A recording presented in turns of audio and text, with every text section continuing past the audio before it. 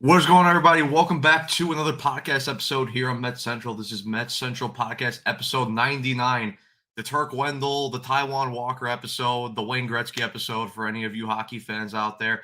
And it's pretty crazy, actually, that we're already at episode 99, one away from 100. And consider, where this channel started from 2 years ago. I know, Evan, you started the 2023 season. I wasn't even on the channel yet. And to think, that we've already built up to almost episode 100. It's crazy to think about, but again, it's always down to you people that subscribe, like our stuff, watch us.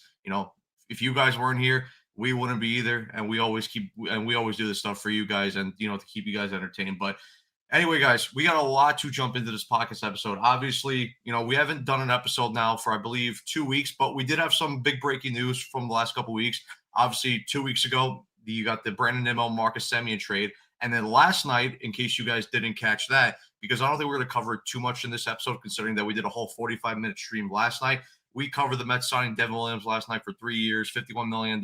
So if you guys hadn't checked that out yet, make sure you guys check that out. And then obviously, whether you want to do that now, whether you want to do that later. But as always, you can come back here, finish this podcast episode, and, catch up on whatever, stuff that you didn't watch yet, whether that's an episode or, a pre-recorded episode or a live stream like we're doing right now. But like I said, got a lot to get into this episode because, we had some rumors coming from the clubhouse, whether people want to believe that or not believe that or take too seriously. Obviously, we'll dive deeper into that.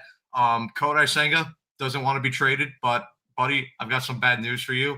You might have to, buy yourself a first-class plane ticket to somewhere else in the United States to pitch for Major League Baseball.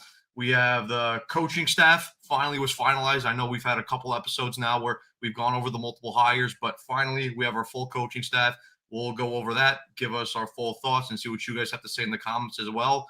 And yeah, other stuff as well. Obviously, we'll go through the live chat, and obviously, like always, we're never ignoring you guys' comments, and I know you guys like to comment and stuff, so we'll eventually get to it. Like I said, we're not ignoring you guys. It's just there's a lot of stuff going on. We're talking, we're discussing, but I promise you guys, we're not ignoring you guys. But Evan, what is going on? Yeah, great to be back for another episode after going live last night, which was crazy because I do I like me some breaking news. So it was, or breaking news, whatever you want to call it, depending if you're Deportes or if you're a normal person. But nonetheless, yeah, it is crazy that we're about to hit episode 100, given the inconsistency with this channel in 2023. But I will say this: there's one thing that you got to appreciate about the Mets, and even though off stream I was texting about how it drives me insane how we have to deal with the constant media attention with the clickbait, the drama, whatever it is. As much as it annoys me at times, it is nice that we always have something to talk about with this team because it's December 2nd and we're the only jerk offs. We're the only team, I should say, I feel like, that could actually talk about stuff right now. Like, you can't have these conversations if you're a Phillies fan. You can't have these conversations if you're a Marlins fan. Only with this team, you could be having deep discussions in December because there's just always something going on. Yeah, 100%. It's crazy. It's a blessing in disguise because you always have something to talk about, but it's also kind of annoying because it's like, and it just seems like because it's the Mets, because it's the whole narrative, lol Mets, laugh my ass off Mets, and all that stuff. It's like, and especially considering the Mets are coming off a season where they had all these expectations. They were supposed to be for a World Series. They signed Juan Soto. They had that massive collapse in the second half. It's like we kind of knew this was coming, that, people were going to make articles, people were going to make jokes and stuff. So you kind of just have to deal with it as a Mets fan. But, you know, whatever. It is what it is. We have to live with it. But now, turning the chapter to a new season, hopefully this team can put whatever happened last year behind them, and we look forward to a new season with new expectations and a new chapter and new goals. And obviously, Andrew's already in here in our comment section. I will personally recreate Godzilla to make Senga go run away to the West Coast. Hopefully, you do, because we don't need him on the team anymore. But guys, I think the first part of this podcast episode, the one that I want to focus on, because it's kind of happened a couple weeks ago already. It's kind of older news, but, and like I said, we had a whole bunch of episodes prior where we were talking about how the coaching staff, there was some new hire, but Yeah, like I said, a couple weeks ago, we got the full confirmation of the coaching staff, and I'm just gonna pull this up right now. But yes, we have our full coaching staff right here. I'm just gonna read you off the names and see what you guys have to say, and obviously we'll give our thoughts. So obviously the manager coming back for his third year, Carlos Mendoza. I know me and Evan aren't necessarily too happy about that, but it is what it is. Director of Major League Hitting, Jeff Albert. And if you guys hadn't checked out our podcast episode where we cover that, make sure you guys do, because we went into depth about Jeff Albert and his hitting approach. Bench coach Kai Correa, hitting coach who will be serving under Jeff Albert will be Troy Snitker. He came over from the Houston Astros. Pitching coach Justin Willard. He came over from the Boston Red Sox. Assistant hitting coach Rafael Fernandez. Assistant pitching coach Don McKinney. First base and outfield coach Gilbert Gomez, who was actually the brother of Hector Gomez, which I don't want to read anything into that because it doesn't mean anything, but it's just a Still little waiting funny. for Framber to sign. Yeah. Oh yeah, Framber. Yeah, we can also touch upon that too. Bullpen coach Jose Rosado, third base and infield coach Tim Lightbeer, who came over from the San Diego Padres. Quality assurance coach Danny Barnes, who was on the major league coaching staff last year. And then this was the one, and I know people are going to be like, it's the last name on the list. It doesn't really matter, but to be honest, and when I sent out this list in our group chat, we were both pretty intrigued and excited by the last name on this list because JPR and CBM makes the jump up from Syracuse. Obviously, he was their bench coach last year, and we all know his work that he's done with Francisco Alvarez. Now he's helped to improve him, but he's the catching coach this year for the New York Mets coaching staff. And yeah, I mean, listen, first impressions for me, I like the coaching staff. Obviously, do I have my concern with Carlos Mendoza, and do we both have our concerns with Carlos Mendoza about and even there were stories coming out through Adam Ottavino's podcast about how he necessarily doesn't handle bullpens the right way, and that's kind of been our biggest bugaboo with Carlos Mendoza for his first 2 years that he's been here. But other than that, like I said, Jeff Albert and Troy Snitker, I like those two. Obviously, a freaking banana and an apple could have been an improvement over Jeremy Barnes and Eric Chavez. But like I said, like Hornet Sank replacing Chavez with a brick would be an upgrade. yeah, I mean, anything over those two would have been an upgrade. So, and like we covered in our in one of our podcast episodes that we did, we like them on paper. We like their philosophy so far, but obviously we want to see results at the major league level. Kai Correa, obviously, he has a good track record from his time in San Francisco and his time from Cleveland. Obviously, those two teams being some of the top defensive teams in Major League Baseball. And we know that this team struggled severely with their defense last year. So hopefully some personnel changes, including some of the roster. Obviously, Marcus Semien, he was brought in here to help, with the defense. Now, hopefully Kai Correa, in terms of, alignment and, coaching, his coaching philosophies hopefully improves the defense there. Justin Willard, obviously replacing Jeremy Hefner, who went to Atlanta. Again, cover this on a previous podcast episode. I personally like the hire. Obviously, he has his whole philosophy on how, directly how to pitch and, use nasty stuff and, throw it in the zone, which is something that the Mets have struggled with severely because over the past couple of years, they have been one of the top teams in Major League Baseball in terms of walks.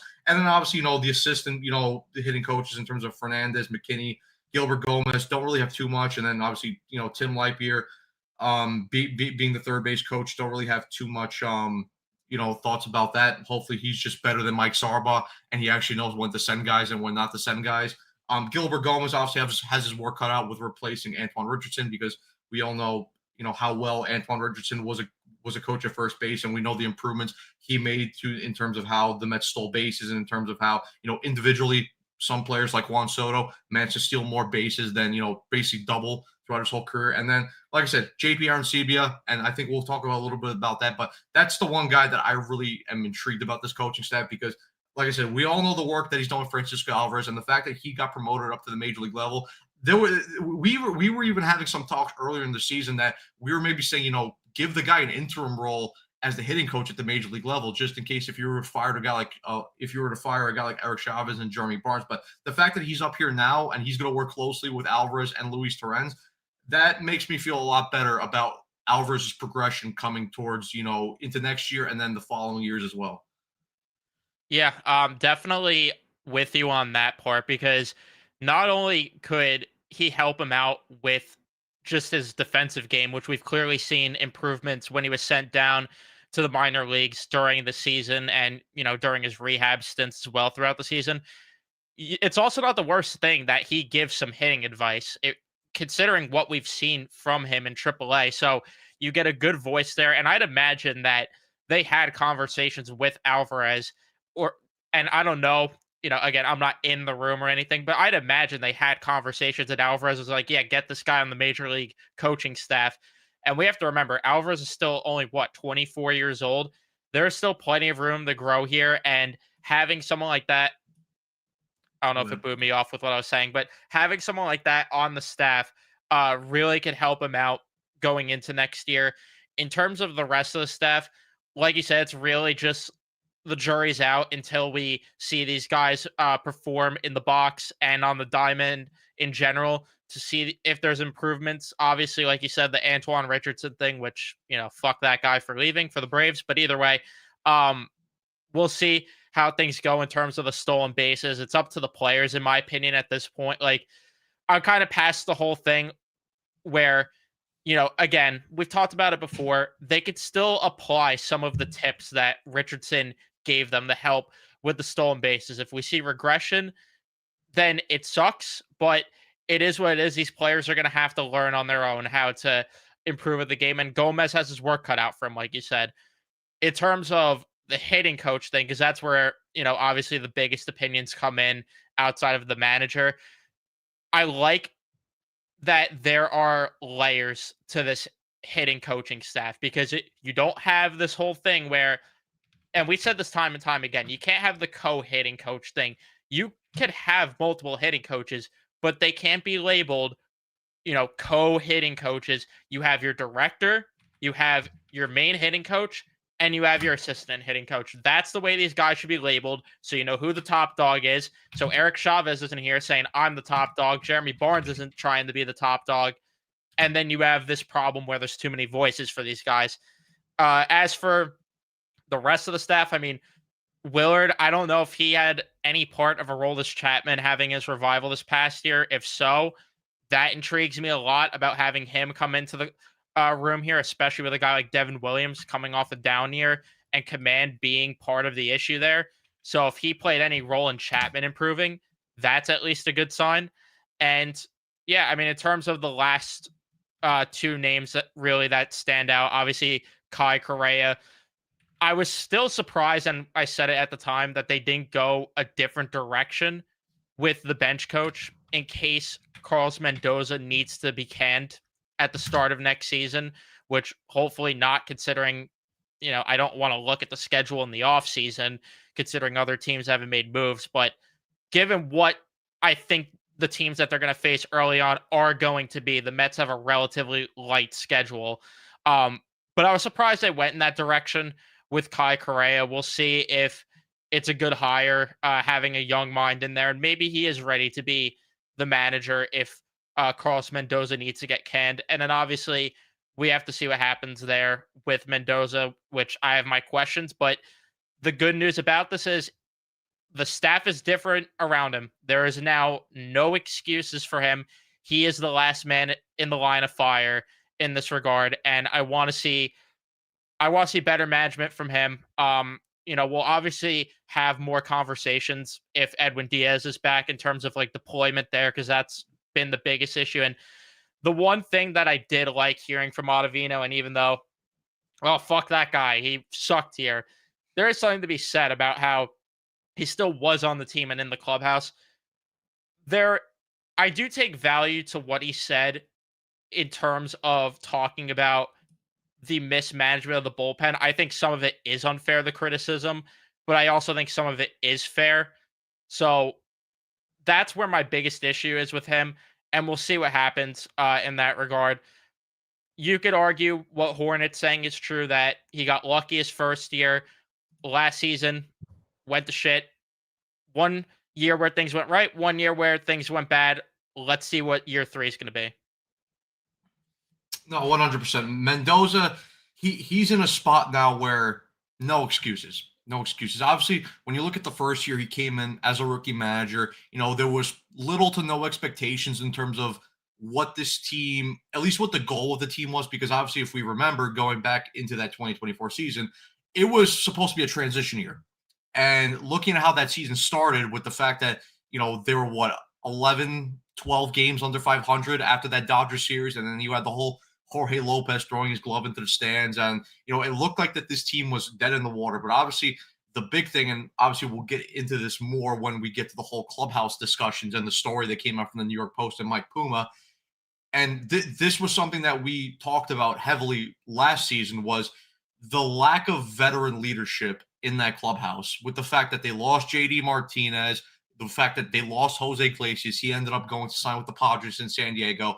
It just felt like Mendoza maybe was carried a little bit by those two guys in the clubhouse. And the fact that those two guys were gone all of a sudden, and you lost two veteran guys who have been there, done that for their careers. Obviously, Jose Iglesias never won a World Series in his career, but he's notoriously been a very good role player throughout his major league career. Obviously, JD Martinez had been one of the better DH power hitters in Major League Baseball, with helping the Red Sox win the 2018 World Series. But like I said, it just seemed a little bit like Mendoza was being carried by those two guys, especially in the first season. And like I said, the second season, those guys leave, and then all of a sudden it's like the wheels start turn, or they start falling off the bus. You guys, you have certain like guys not performing well. It kind of looks like the defense especially took a big step, a big step backwards. Obviously the hitting was not great at all, and I'm not blaming that solely on Carlos Mendoza. I mean, because he's the manager, he oversees everything, but he doesn't have direct correlation, doesn't have direct power over the hitting. That was more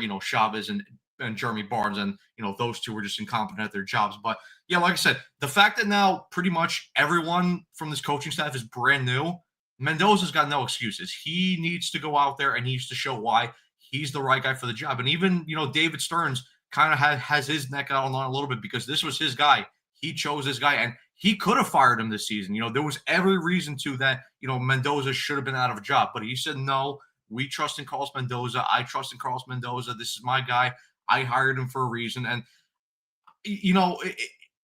the whole new coaching staff thing, it kind of intrigues me, but it also kind of worries me a little bit to a point. And I'm not saying like I'm too worried, but I don't want to see Mendoza manage like, obviously he's kind of managing like his job's on the line, but I don't want to see him be over the top desperate for moves, because desperate could put you in trouble, especially earlier in the season, especially like we saw the last couple of years with running certain relievers into the ground, whether that be Huascar Braziman, whether that be Reed Garrett. And this is 2 years in a row now that Reed Garrett has been run to the ground, and we saw rough patches from him throughout the season, and obviously it worked now with last year, him needing Tommy John surgery. So like I said, I want to see Mendoza be a little bit more. It's kind of like the thing that we discussed last night with David Stearns, how David Stearns last year was too reactive instead of proactive. I want to see Carlos Mendoza be more proactive instead of reactive, because that was one of the struggles that he really had last year. He was just way too reactive and not being able to. I'm not saying predict, because obviously he's not a mind reader and you can't predict everything that's going to happen in a game. But I want to see him be one step ahead of the curve, kind of in that situation.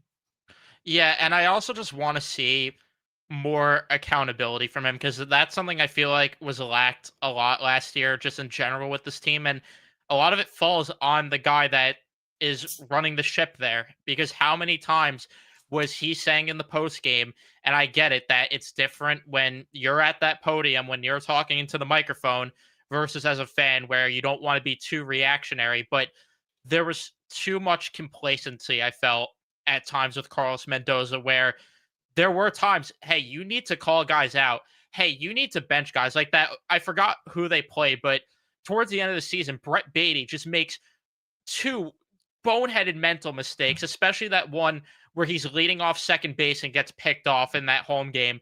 It's just like, what are you doing? And all of a sudden, he's still out there playing second base. You got to pull him there and hold guys accountable. That's something that I do want to see more of, because there needs to be a different standard going into next year, instead of allowing this thing to be, well, we're 21 games above 500. Well, we're still 15. Well, we're still 10. And then just let it fizzle and fizzle throughout the season, because then you're going to look at another collapse like we've seen throughout this entire time with this core.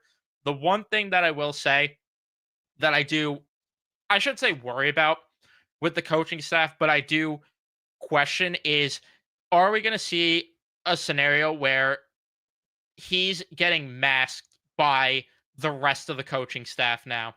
And if it results in wins, obviously, you can't complain about that.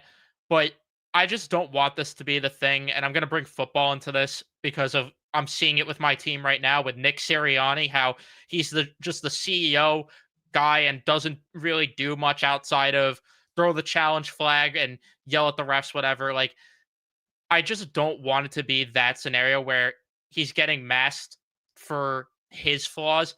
Again, if it results in wins in a World Series title, I don't care. But it is something that you got to think about at least. Yeah, I mean, listen, if Mendoza's lack of ability does get masked, I don't think it's the biggest issue considering that we've seen the last 2 years Dave Roberts being the manager of the World Series champion LA Dodgers, and we know that Dave Roberts isn't exactly the smartest manager in Major League Baseball, but because of the good coaching staff that surrounds him in the LA Dodgers coaching staff, because the fact that the Dodgers just have world class players all around that roster, it does help mask the fact that Roberts is not exactly the best manager in Major League Baseball. Now, are the Mets exactly at that point of talent level? No, because the Dodgers, and obviously it helps with all the deferred money that the Dodgers have, but let's call it spade a spade. The Dodgers are the best team in Major League Baseball right now. And that's the reason they are coming off 2 straight World Series, championships. And also, like I said, the coaching staff around the Dodgers is very good. Hopefully, like I said, the Mets coaching staff now with all these new names, hopefully, they help not only the results on the field, but they also help Carlos Mendoza, get through stuff because obviously he is in his 3rd year. I'm not expecting Mendoza to be, the same type of manager in terms of experience as like a Buck Showalter guy who's been there in Major League Baseball managing for 2+ decades. Obviously, that's not going to happen. You just can't compare 3 years of experience with 20 years of experience. But you kind of need everyone to work together. That's why baseball and that's why majority of sports is a team game. You have to work together and you have to get through in terms of whatever flaws or whatever qualities you have. Like I said, everyone has to work together. I mean, and even just to jump to your point about the holding guys accountable and stuff. And yeah, that was one of the main issues that I had with Mendoza a lot last year because it's and again, I know that as a professional, whether it be player or coach or manager, you can't come out and just basically be on full blast and say, yeah, like we're fucking shit. We're obviously you can say that, but I think now in modern day sports and Major League Baseball, I just you don't really see that anymore. But it's like the thing that we've always said, like just because you're saying one thing in the press conference, that doesn't mean that the same message has to be applied in the clubhouse. You can say 2 totally different things in the clubhouse and hold your guys to a better standard and hold your guys to a better level than that. Obviously, we did see that later in the year, obviously with Mark Vientos, and we know that Vientos isn't a great glove at all, but we saw it towards the end of the year. Vientos got benched and did not play a lot, especially in the field, because of his horrendous glove coming down the stretch. And it's like, okay, like if you're willing to do that now, where was that same level of intensity earlier in the season, especially when this team was going through these struggles of in June and August, and there was these small patches in July, and even coming down the stretch, when you were losing series to the Marlins and the Nationals, it's like where was that same intensity and where was that same accountability as well? It's just like because you're fighting for your lives, that level of desperate is coming out. It's like that I don't like. I obviously like there's different situations and you're going to react differently in situations, but in terms of the standards, they should be the same applied throughout the whole season, whether you're in game 161 or I'm sorry, game 162, or you're in game 7 of the World Series. Those same standards have to be applied to every single game. Yeah, like you said, I don't need him going full John Tortorella when he gets to the media, but like you said, you could have a different message to the media and the clubhouse. The problem was it's clear the message was the same from the media to the clubhouse because a collapse like this does not happen without the message not being different in the clubhouse and holding guys accountable. And like you said, it was just kind of too little too late by the time he actually did change that and actually hold guys accountable. That's really just where I need to see something different. And at the end of the day, the last thing I'll say about this Mendoza thing is there's been more bad baseball played with him than good baseball. You had the garbage first half of 2024. You had last season outside of April, even though there were warning signs in April that things were probably not sustainable. And then you have the good stretch from July last year, or in 2024 rather, and on. Now we need to see good baseball here, and again, he's got it, and we've heard he's going into the season on the hot seat, so we will see how things unfold with that. Yeah, 100%. Guys, just before we move on, just gonna go through the comments. Andrew, bunch of nerds that never talk to women. Fake in my head. Hornet agreed, Matt, but Lindor was meant to be captain material. We'll get to the whole Lindor stuff and the whole Clubhouse situation because obviously we do have thoughts on that, and it's just kind of, I don't know, just clickbait in my opinion, but we'll obviously get to that. And then Hornet one more time. Thought experiment. How do you think Craig Counsell would have managed the core? I mean, I don't really have an opinion on this because that we're speaking in hypotheticals Yeah. now on this, where I really don't know. I mean, I haven't watched enough Cubs games to be honest with you over the past few years to know, but all I know is one thing he did right in Milwaukee was he did a really good job with managing Josh Hader, because I would remember every time the Mets go into Milwaukee, you would see Josh Hader late in the season coming in and recording 6-out saves, day off pitching that third game of the series. Like, I just have vivid memories of that and just seeing him utilize a bullpen right. Would it be different here? I do not know. Because at the end of the day, there were so many other problems, which is where I do understand the whole keeping Mendoza thing, even though I didn't agree with it at first. Now that I've had time to digest it this offseason, I understand it a little bit more now than I did before. But nonetheless, um, I really don't know how to answer this one personally. Yeah, obviously, like you said, you're speaking in hypothetical terms here. However, I will say this: I think if Craig Counsell was the manager of the Mets, they don't miss the playoffs last year. I don't think they Yeah. do, just because Counsell and this was kind of some of the same things that we were talking about, especially in our group chat. Coming down the stretch of September, because if you guys remember, the team that beat us out for the last playoff spot was the Cincinnati Reds. And who's the Cincinnati Reds manager? Terry Francona, a manager that's been, I believe, to 3 World Series, won twice with the Boston Red Sox in 04 and 2007. Obviously, the third one being with the Cleveland Indians in 2016. But again, that's a guy that has been there, done that. He knows how to handle a clubhouse. He knows how to handle, big time all stars, big time egos. So, and he knows how, like, when situations goes wrong, he knows how to, like, kind of calm the ship. Obviously, I think the most obvious one being 04. You remember the Red Sox being down 3-0 to the Yankees. Sorry to any Yankee fans who are watching this. Yeah. Kind of maybe not. Fuck But them. like I said, down 3-0, and he kept the ship afloat. I know that Red Sox team had great players on that team like Pedro Martinez, David Ortiz, future Hall of Famers. But again, if you don't have a strong leader, a strong manager in that situation, you don't come back down from 3-0 from a 3-0 series deficit to win that series and then go on to sweep the St. Louis Cardinals in the World Series. So it's sort of like the same thing because Mendoza was in his second year. And you compare, because Counsell before that had managed the Brewers from 2015 to 2023. He had a ton of experience. He had a ton of, playoff experience as well. Same applies to Terry Francona. Been there, done that. So, and like I said, when that team was coming down the stretch and we saw that this team lacked veteran leadership last year, that's the one difference I'll say. Obviously, like, would the Mets win the World Series? That's, that's hypothetical. We don't know. But at least I can say, with a strong opinion that if Craig Counsell was the manager last year, the Mets over Carlos Mendoza, the Mets make the playoffs last year. Whether they go far, that's a different story. But I don't think that collapse happens as bad as it happens. Yeah, and I think another thing that's important is Craig Counsell is a two-time world champion as well as a player, so Yeah. there is that element to it. Yeah. 100%. Guys, moving on.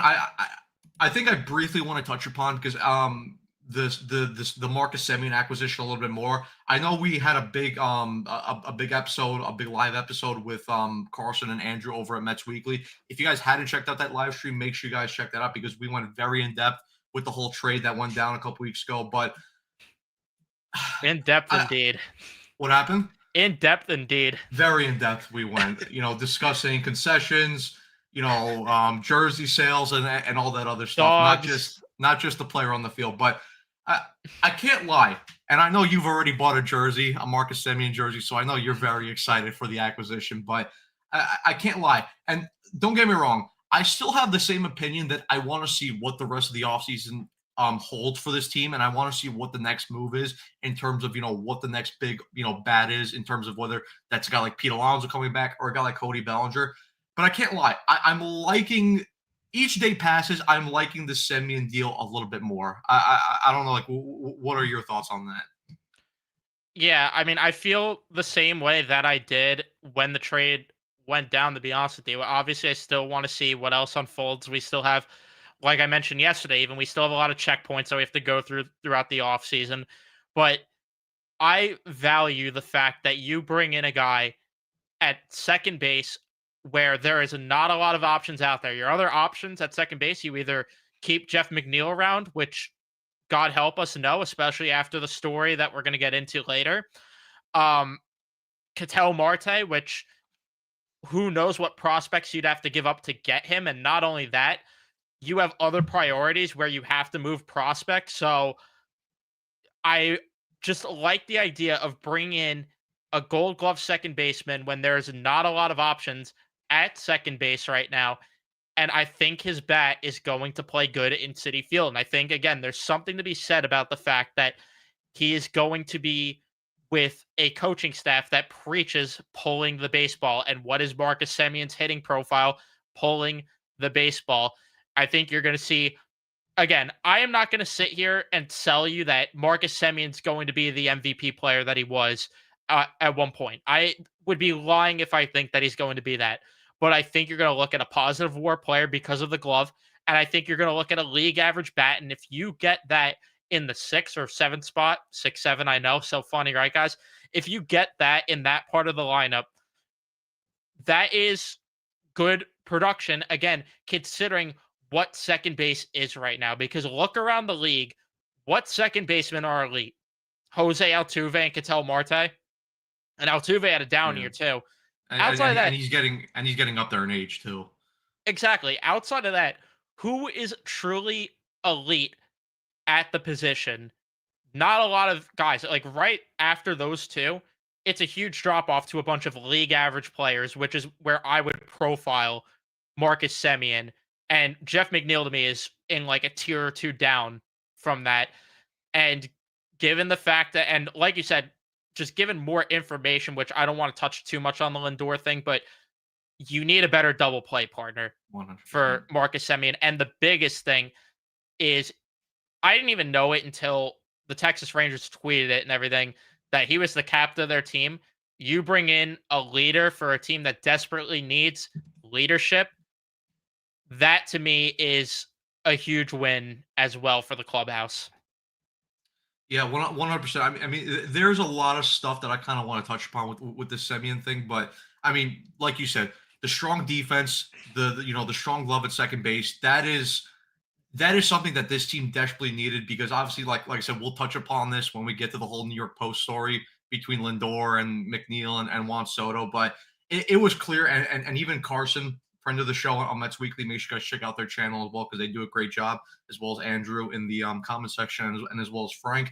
What up, Unc? But like I said, yeah, Unc, Carson put out that tweet that through the last couple of years, Lindor and McNeil were one of the worst double play combinations in Major League Baseball, and even we've seen this through way too many times, like throughout examples of games where you'll see Lindor or not Lindor, but you'll see McNeil kind of have these like weak on their hand toss flips, and they're not able to execute double plays on guys, especially that are not the fastest, and especially when they do need to get the double play, and that can lead to the inning being extended, and then you see more runs coming across. So the Mets desperately needed that improvement over Jeff McNeil. And like you said, looking around Major League Baseball, who are the elite second basemen out there? And like I said, you put out the fact that Ketel Marte is out there, but you probably would have to give him a big haul in terms of prospect wise for that. Jose Altuve, yes, he's gonna be a first ballot Hall of Famer by the time he retires. But again, a guy like Altuve is getting up there in age. I know Ozzy Albies can be a good player when he's hot, but he has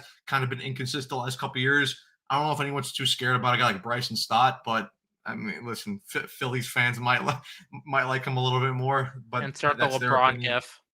Yeah.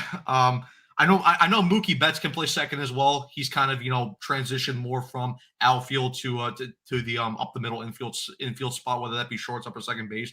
So if you want to consider Mookie Betts an elite second baseman, sure you could do that. But there really hasn't, like I said, over the last couple of years, there hasn't really been those top the line second baseman. This is kind of something that Evan Roberts, I think, brought up on his episode of the Rico Bronia when he was covering the trade, and it makes sense, but like because obviously you move on from a guy like Brandon Nimmo, you bring in a guy like not Jeff McNeil, you bring in a guy like Marcus Semien. Yes, and you could look at the age difference, being that Brandon Nimmo is 32, 33 years old, and Marcus Semien is 35. But the biggest thing is that it's easier to replace Brandon Nimmo with a top end left fielder or a top end center fielder than it is to bring in, a top end second baseman. Because like we just went to the list, who's out there? Really nobody. But meanwhile, while you go to the outfield spot, you could sign a guy like Cody Bellinger. Kyle Tucker is out there. I know maybe that's unrealistic, but he's out there. You could trade for a guy like Luis Robert. Who knows? Maybe, with the whole Padres, rumors of them selling the team, the Seidler family, maybe Fernando Tatis is a trade possibility. There's a lot of top and out. Sorry. Buxton as well, maybe. Yeah, Byron Buxton as well. There's a lot of top end outfielders that the Mets could go after this offseason to replace a guy like Brandon Nimmo, his offensive production. And let's not beat around the bush. Those guys are significantly better defensive outfielders than Brandon Nimmo was. So to me, looking at this trade more and more throughout the days, it makes a lot more sense. And the obvious one being that Marcus, and you touched upon this, but Marcus Semien is a captain, he's a leader, and he's a positive presence in this clubhouse. And like we talked about, throughout this episode, and like what we touched upon, a lot throughout the season, ever since JD Martinez and Jose Iglesias left, this clubhouse has really stalled and really struggled with the fact that they lost two big veteran leadership guys in that clubhouse. Now the fact that you're bringing in a guy like Marcus Semien, who even the rumors are and the stories with Marcus Semien is that he's one of like the better clubhouse guys in all of Major League Baseball. It wasn't even just on the Rangers. Like Semien is severely valued throughout all of Major League Baseball as being this quote unquote leader type and a guy that's going to hold guys accountable. And even for a guy like Carlos Mendoza, I know we just talked about this a lot, that Mendoza severely struggled with holding guys accountable, but maybe the fact that you add in a guy like Marcus Semien, who has been there, done that, won the World Series in 2023, played like an MVP type caliber player in those seasons following up to that World Series and in that World Series year, bringing in that guy, it's going to help stabilize the clubhouse, and it's going to help, bring a nice, calm voice. And like I said, just bring a lot more stability that this clubhouse lacked a lot last year. But you don't understand. Brandon Nimmo's from these lands, and Marcus Semien isn't. I know.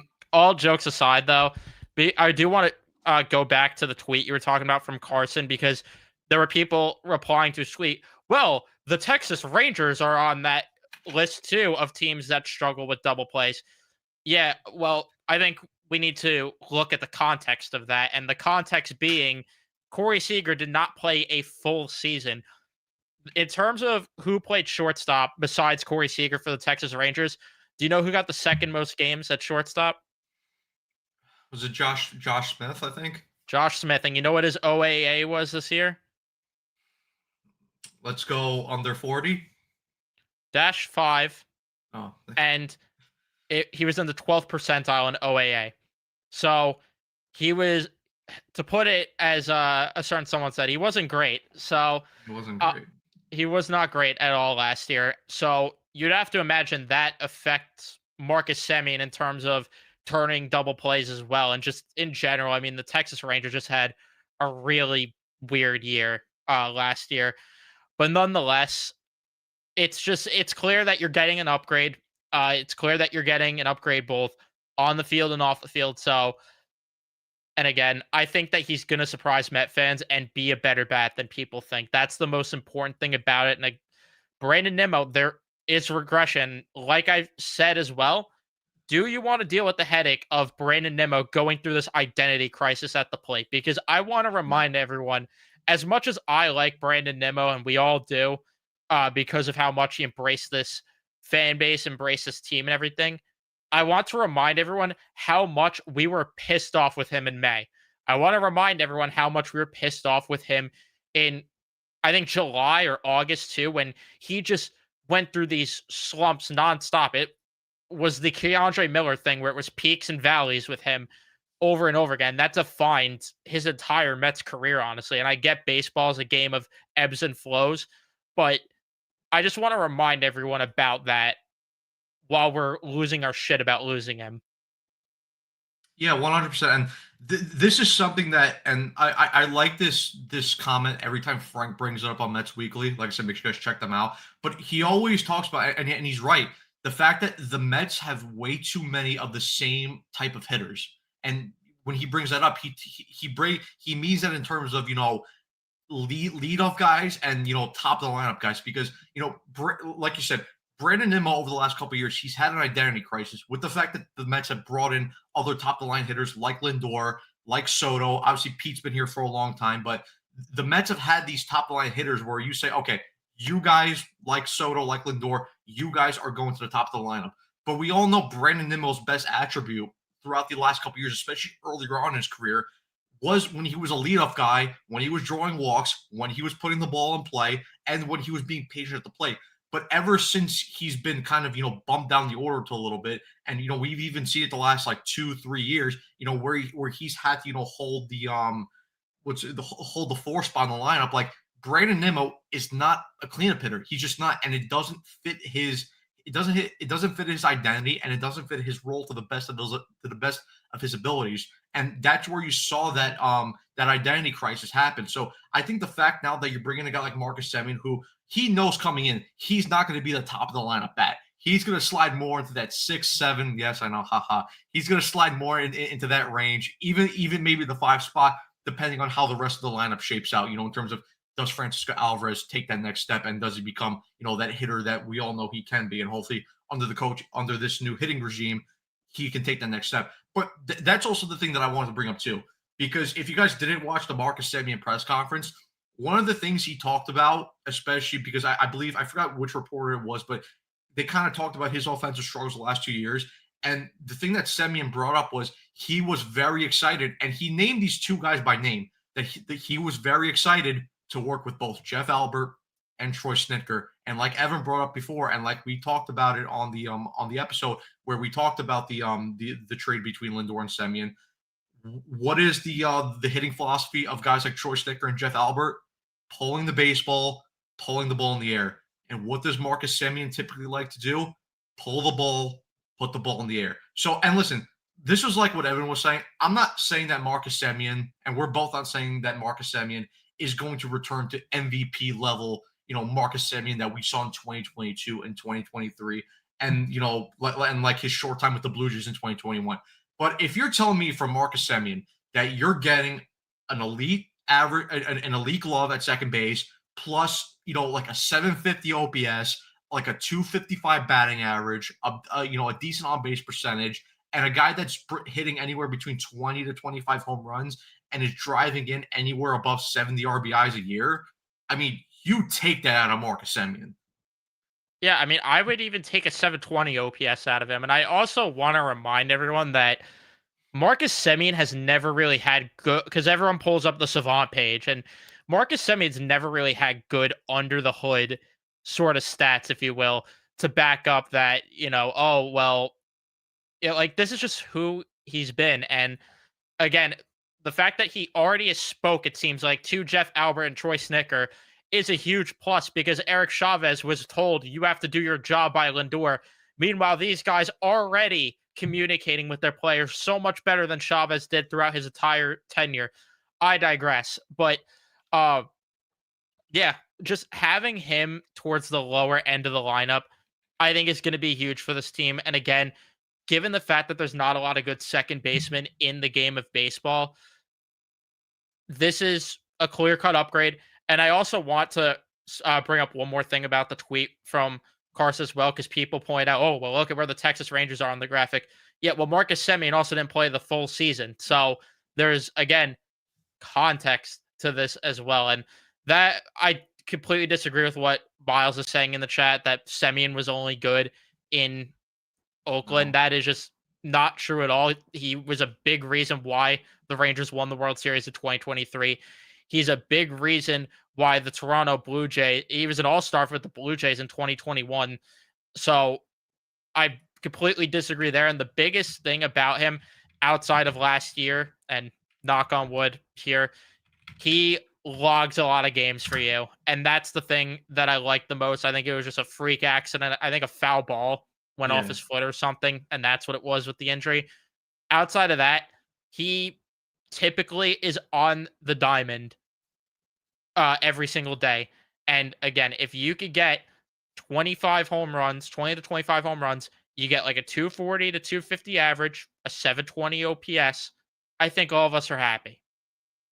Yeah, I'm 100%. I mean, even in his time in Toronto, because I just pulled it up on Baseball Reference, 248 batting average, and I know the the baseball average people or the batting average people say, oh, that's not good, but oh, I'm sorry, I was looking at the wrong year. 265, 334 on base, 538 slugging, 873 OPS, 131 OPS plus, All Star, finished third in MVP voting, and won the Gold Glove and Silver Slugger. So He also had that 45 home runs with the Blue yeah, Jays. 45 home runs as well. So, and he played every single game as well. It's 162 games, 7.1 WAR. So he was very good in Toronto. Like he just, I know his last 2 years in Oakland might scare people, but listen, this is a guy that when he's on, he's very good. And also another thing I do want to bring up because I know people say Semyon's 35 years old.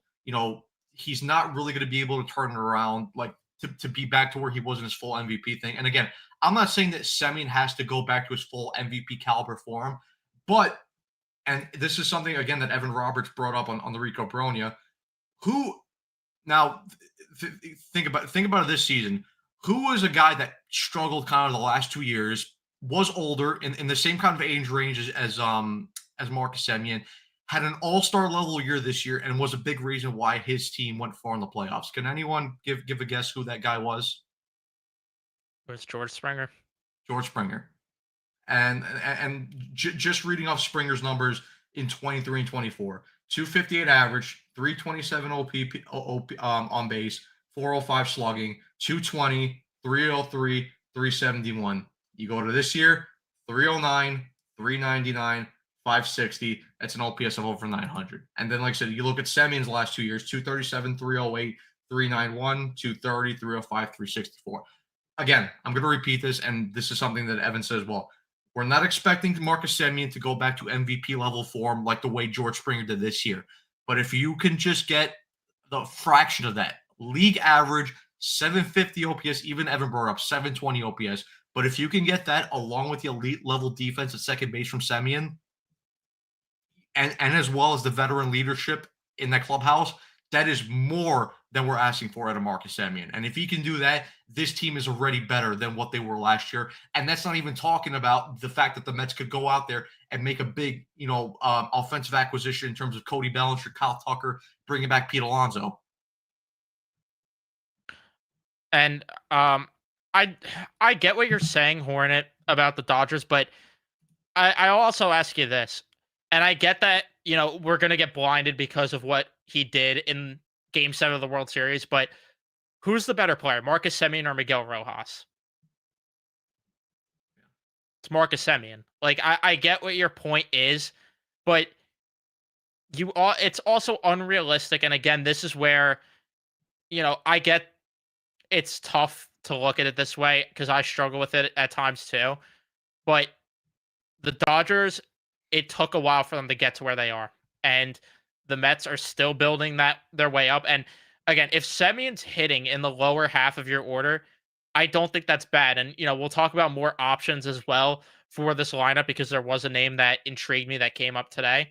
But if you could, fill out first base, fill out left field, get a solid bat there, you have a deep lineup. And like you said, and like Frank said, you have a lineup where it's different instead of being so redundant with what you have throughout this lineup. And you get the fact that there's not a lot of redundancy with the player profiles themselves. Because what have I said over the past year and a half or so? This team has 8 DHs and Francisco Lindor. Like that's the other thing, and that's another thing with the Dodgers. If you want to point to them, what helped them win the World Series?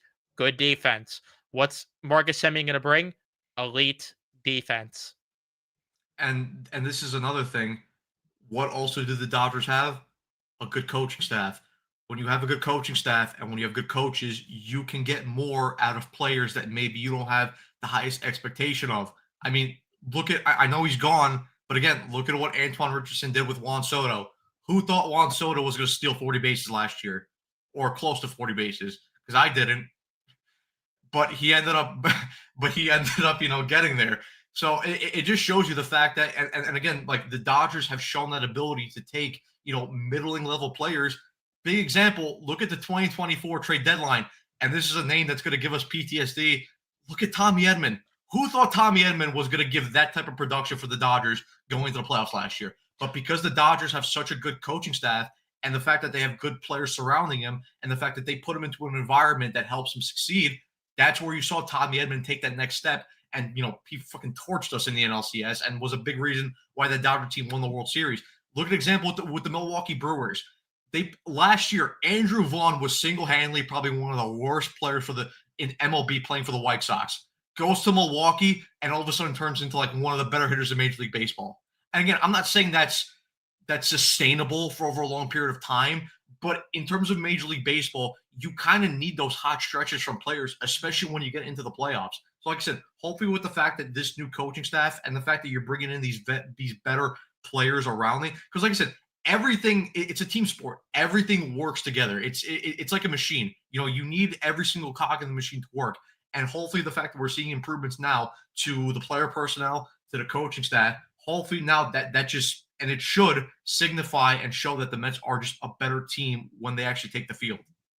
And the last thing I'll mention about this is you can make the argument too. And again, I know it's hard to look at it because they won back-to-back World Series, but on paper, at least, outside the first 5 names in their lineup, do the rest of them really scare you? Even though, yes, they could do damage, but like your Max Muncies, like that's what I would throw Marcus Semien in the tier in terms of the bat. I'm not talking because Semien's a better defensive player, but your Max Muncies in the bottom of the lineup, your Rojas's, your Tommy Edmonds, like you mentioned before, those guys that just bring other tools because you have those top of the line hitters like Will Smith, Freddie Freeman, Shohei Ohtani, Mookie Betts, Teoscar Hernandez, but you need just solid depth. You don't need your entire lineup to be filled with superstars. The Dodgers lineup isn't filled with superstars from 1 through 9 at least.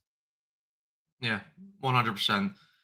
But I think that pretty much covers everything on this portion. And I'm sorry if I messed that up, Hornet. I didn't know if you were saying like you don't like the Semien thing in that regard, but I was just bringing that up in case that's what you meant. No, listen. Semien will strengthen the bottom of the lineup. Again from Hornet, because I said we're done with this portion of the podcast, so we're gonna move on. Just gonna go through you guys' comments. We'll talk about pitching later. Bullpen, I mean, the Dodgers bullpen was bad. Bad was an understatement, and like we covered on yesterday's episode that we did covering the Devin Williams signing. A big reason why the Dodgers won that World Series was because their starting pitching, specifically Yoshinobu Yamamoto, just went above and beyond. Miles, what is going on? From Brian, Lindor, Semien, a very good defensive pair up the middle, 100%. Turbo, it's all over. It's not over yet, Turbo. It's not over yet. And Hornet, McNeil dog shooting. Yeah, you're gonna have to talk about more of that with Andrew over at Mets Weekly. But I mean, because this is probably gonna be the most exciting part of the episode now. Speaking of McNeil. Yeah. Let's get to the part where people were, and this was from a couple days ago from Mike Puma, the New York Post, and people had a field day with this, but there was a story that came out, and like I said, from Mike Puma, the New York Post, and listen, again, we already know that the Mets clubhouse wasn't exactly on the best terms last year, but there was a story, and from a source that wasn't identified, I think we kind of know who that source is just by if you connect the dots of who got traded and the timing of when the story came out. But the only thing I'll say, just to jump in real quick, is the only other thing it could be is someone was pissed off in the building with the trade, and Yeah, then they leaked it. that could have been too, or maybe a coach that got fired as well. That could have, Eric Chavez. Ugh, yeah, sorry. because we know he likes to talk. But there was a story that Lindor and McNeil, we know that they're not really the best two of friends. Obviously, if we go back to 2021 with the whole rat raccoon thing, but there was a whole thing that during one of the Mets Phillies games in June that basically Lindor was just pissed off at McNeil because he didn't make the correct play, or he made the correct play to throw out a runner on second base, but he didn't throw the ball hard enough, and that basically didn't allow the Mets to complete the double play. And that was already when the Mets were in that deep losing stretch in June of last year, and the fact that they were already getting the shit kicked out of them by the Phillies 8-2 at that point of the game. And then there was also a story that, and again, this is just the bullshit side of the story, that apparently Juan Soto and Francisco Lindor had a chilly relationship because apparently Lindor likes fashion and Juan Soto is more of a guy that doesn't like fashion and just more of a professional guy. Listen, obviously there's two sides to the story. I think we'll start more with the Lindor McNeil thing, but Evan, what's your thoughts on this? Do it. Could we start with the other one because Okay, yeah, we'll start with the that's other where one. I just like it's just what a bullshit nothing burger. Like actually, uh, I respect. I get Mike Puma has a job to do. I get that he needs to get the most clicks possible. What a bullshit non-story. Breaking news. Two people are different. Can you believe that one?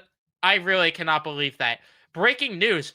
Matt likes the New York Jets. I like the Philadelphia Eagles. We're different people. Can you believe that? We're not exactly the same. I know that's crazy for people to comprehend, but of course, we have to headline it chilly relationship for the clicks, even though chilly relationship, two different people means chilly relationship. And even then, I don't give a fuck if they're best friends or not. I don't care at all. If they are playing their best, which both of them had good seasons, and that the whole thing that was apparently part of the Mets collapse, right? Not the starting pitching rotation, not the bullpen being a revolving door of minor leaguers, not the fact that Eric Chavez sucks at his job, not the fact that the bottom of the lineup did nothing. Apparently, those two having a chilly relationship was the problem. Derek Jeter and Alex Rodriguez did not get along, and they still won a ring, believe it or not. I play, we've all played sports. We've all had teammates we don't like. We have all had teammates we are closer with than others. It is not unheard of to not be best friends with your teammates. But when you're on, I don't care as long as on the baseball field, they're not bringing it to the clubhouse and to the baseball field. It's all I care about. It wake me up if one of them punches the other. Wake me up if we see Francisco Lindor run into right field and argue with Juan Soto in the middle of the game for messing up a play. Wake me up then, and maybe I'll give a shit. But what an absolute non-story. It's stupid that we have to even talk about it, and it's stupid that and this is why I said in the group chat, it pisses me off that we have to deal with this. It's not even the fact that, like, I believe the bullshit. It's the fact that these morons just have to continue to stir bullshit for no reason. So that was the issue. And we're not going to say anything about the manager. Like, nothing there. If the relationship was so bad, wouldn't the manager intervene? Like, just stop. It's just such a non-story, and it's just such a non-problem. And again, the fact that we have to even talk about it is so stupid. Yeah, it's dumb, and I like shit. I get that Mike Puma has a job to do, and I get he has to write articles, but it's like, come on, man, like be. And this is the one thing that I hate with like journalism and sports now. It's like it's like people will just write a story just to write a story. It's like, no, that's not supposed to be what your job is. Your job is supposed to get integral facts. And I'm sorry, like two players having different personalities, one guy liking fashion, the other guy being more of, not into fashion and just focusing more on baseball. And I'm not saying that's a shot at Francisco Lindor that he doesn't focus on baseball. He 100% focuses on baseball. He's one of the best players in Major League Baseball in terms of the shortstop position. But it's like, who gives a fuck? Okay, Lindor likes to wear more exotic clothes. I don't give a shit. It's just it's such a non-story, but again, and this is what we brought up at the start of the podcast episode. This is like because of the fact that this team collapsed down the stretch, and because we know the old classic lol Mets type, it's like you have to find any sort of type of reason to say and to point and laugh at them and say, ha ha, the Mets are a mess, the Mets are a disaster. It's like it's dumb because I guarantee you, at least this part of the story, the Juan Soto Lindor thing, if the Mets did not collapse, this type of story would not have come out. But it's because the fact that the Mets are kind of a laughing stock right now. They missed the playoffs. They collapsed. They had one of the highest payrolls in baseball. And they missed the playoffs. It's like, yeah, let's just take another shot at this team, even though it's really a non-story. It's like, come on, man. Yeah, and like Mark and James mentioned on their podcast on that stuff, it's like these two are in two different points of their lives as well. Like one of them has a wife and kids, the other one is a 26-year-old. Like again, I really just I don't care, and I'm sorry. I don't like to do this because of difference of opinions. I don't like to call people stupid, but you genuinely are if you think that this is a big deal. Like respectfully, the fact that people read this and see one likes fashion, one doesn't, and it's like Lindor's got to get traded. This guy doesn't care about baseball. Fuck him. If that's your takeaway, respectfully, I mean this in the most respectful way, you're stupid. I'm sorry, you're stupid. Like, I just don't understand how you could sit there and read this and think that. And this is what Mike Puma wanted, though. And again, I get that he's got a job to do, and good for him. He excelled at his job and did exactly what the goal was. But the fact that people are making this what it is just so dumb. And I love that Francisco Lindor's wife just posting like him and the family, her with Francisco and the kids on vacation while the New York Post is writing hit pieces about them. It's like Yeah. it's just so dull. I can't even believe that this is the bullshit that we have to deal with. And again, good on Mike Puma for getting the headline to hit the way that it did.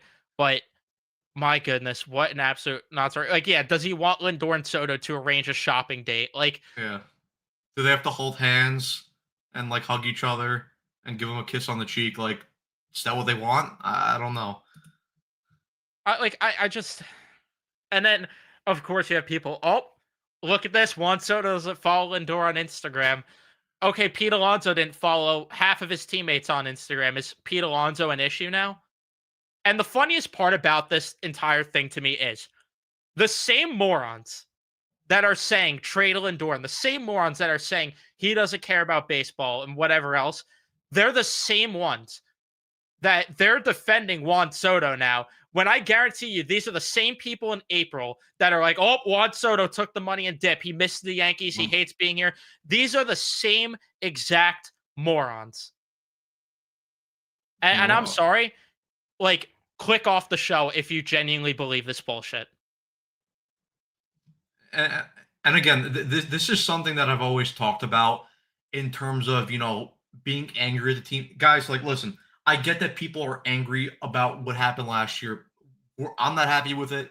Evan's not happy with it, and I'm sure every single one of you guys in the chat are not happy with the way last year ended. But just because you're not happy about where the team was last year does not like this is the thing. Like, your anger and your unhappiness, like if you're going to be angry and unhappy, at least make the thought process rational. Like, put it towards something that makes sense. Like the coaching staff last year. Yeah, that made sense. They were not good. Maybe certain players in the team, yes. But the fact that now you're going to, target your unhappiness towards two guys that had, all-star level seasons last year in Lindor and Juan Soto, like that just makes no fucking sense. And it was also funny too, like the point you brought up too about Lindor's wife, posting pictures about them on vacation while the whole hit piece is coming out. It's also funny. I didn't even see this until today while I was scrolling through at the gym. But Juan Soto even posted a story on his Instagram that said, it was a picture of him on an airplane. It said, "Me and Lindor are on very good terms right now. We're very good friends in the clubhouse." See that. And he ended up tagging the New York Post on his Instagram story. This was like 3 days ago. Oh, that's freaking great. Is that had to be fake? No, If that was real, that's great. It looked real to me, but It would be funny if he just like followed Lindor back now on Instagram and just like shut all these idiots up. But nonetheless, yeah, it just like, and again, we'll get to the other part of it, but like Carson's saying, the bigger deal is the McNeil and Lindor thing, and I mean, there's not much to it. I could just simply say it. There was a play against the Phillies on April 20th, I believe it was, Yeah, where or June 20th. June 20th, sorry, that Lindor was mad at McNeil for it not being turned a certain double play or just a play in general that needed to be made. Uh, we knew these two didn't like each other. This is the big story, of course, though, since it doesn't involve Lindor and Soto, no one cares. But this is also just pissing me off with the way fans are treating this because, like Carson said as well, Lindor isn't a leader, holds McNeil accountable for being asked, "Oh, he's a cancer. How dare he?" Like, it drives me insane. Do you want a leader that's all like, let's sing kumbaya and hold hands the entire time, or do you want someone that's gonna hold guys accountable? I mean, how many times? And again, these are probably the same people that complain. Mendoza doesn't hold guys accountable. Lindor does. Oh, he's a cancer. You cannot have it both ways. I like Lindor holding guys accountable. And if there's anything we know about Jeff McNeil, he's a whiny little bitch. And that's probably just simply what happened. Yeah. He didn't like hearing that he didn't make a good play, that he messed up, and that the play needed to be made. And I'm sure Lindor, sure, maybe he went over the top with it. It was a 7-game losing streak at the time. So maybe it could have been handled better on his end. But at the end of the day, Jeff McNeil is who Jeff McNeil is, and this is why he needs to go. Yeah, but even then, to your point, like about how Lindor could have handled it better, and listen, I get that there are certain situations where you kind of have to make judgments about how you're going to handle certain things, but it's like even like right now, like I have the play pulled up, like Schwarber, it's a hard ground ball to McNeil, and he simply just tosses it over like that. It's like, bro, like put some fucking power on that ball. Sure, you get the out at second base, but it's like it's Kyle Schwarber. The guy is not the fastest runner in Major League Baseball. That's a double play you have to turn. And it's like with Lindor, right? It's not like he went over to McNeil and punched him in the face and said, "What the fuck was that?" No, I he wish said, he did. yeah, and I'm sure Carson would like that too. But it's like all they do is say like, "Yo, like what the fuck? You have to be better than that. We have to turn this double play." And it's like again, it's like, what do you want him to do? You want him to just brush on, and say, whatever, we're losing 8-2. You know, we have a 7-game losing streak. It is what it is. The game was over anyway. It doesn't matter. No, I want my captain. I want one of my leaders in the clubhouse to be pissed off when a play like that isn't made. So why all of a sudden the fact that now it's like, oh wow, Lindor was being mean. How could he? No, stop. I don't care what the situation of the game was. I don't care what the score is. I don't care what record the Mets are have or whether they're on a winning streak and a losing streak. When there's a play that has to be made and it's not made, I want my leader to go over to guys and say, listen, I need better from you because that's how you build accountability. And that's what good teams do. And that's what good leaders do. Exactly. And it's just, again, it's so dumb that people are mad at Lindor in this. Again, I keep saying it, but these are the same people that are just hypocrites because now they're saying, "Oh, it's an 8-2 game. Who cares? Lindor shouldn't be doing that." I guarantee in that moment they were probably mad McNeil didn't make a better play because who cares? That's 8-2. You should be playing your ass off until the final pitch is thrown. It just and exactly Radiant. Yes, leaders are supposed to hold guys accountable. That's why it is not a problem what Lindor did. And again, we don't know. We were not on the field in the clubhouse, whatever, to know if Lindor took it over the top. There's no question that there's a fine line with how you hold guys accountable. But I'm not going to sit here and I'm willing to at least put my money on the fact that Lindor didn't go over the top. And I'm willing to put more money on the fact, given what we've seen as Jeff McNeil as the character, is that Jeff McNeil just is, again, a whiny bitch. And he didn't like being told he didn't make a good play. And it's just as simple as that. And then that's when they got into a shouting match. Yeah, 100%. And this always goes back to the like what we were talking about before with the whole Lindor Soto thing, even though that was a non-story. Like, not everyone has to like each other. But you have, The but there needs 86 to be Mets didn't like each other, and everyone's like, "Oh, the 86 team are dogs." Like, come on. yeah, the 86 team a lot of those guys didn't like each other. I get they're all on fucking drugs and they're all smoking and they're all snorting cocaine. But how many times did they beat the shit out of each other in the clubhouse? Like plenty of times. But they were at least professional about it. They had a good working relationship, and they ended up winning a World Series. Like that's it. That is it. You don't have to be the best of friends, but you at least have to be willing to work together, and don't whine and don't complain and don't be a little bitch when your leader is telling you, I need better from you on this play. Because Francisco Lindor did the right thing, at least on paper. Whether he went about it a totally different way in the clubhouse, we don't know about that. And we won't probably know about that until maybe, 20 years later down the line, if Francisco Lindor releases a book about fashion and how he loves to dress up in certain ways. It's like, it's just dumb. It's really dumb. And even when this story came out, specifically more of the Lindor McNeil thing, it's like when I saw this, I'm like, yeah, it's really not much of a non-story. We know that McNeil and Lindor didn't like each other, and this is going back from 2021. But it also is a story in the fact that, again, and like we were talking about this a lot earlier during the podcast episode, and more throughout the season, the prior season that just happened.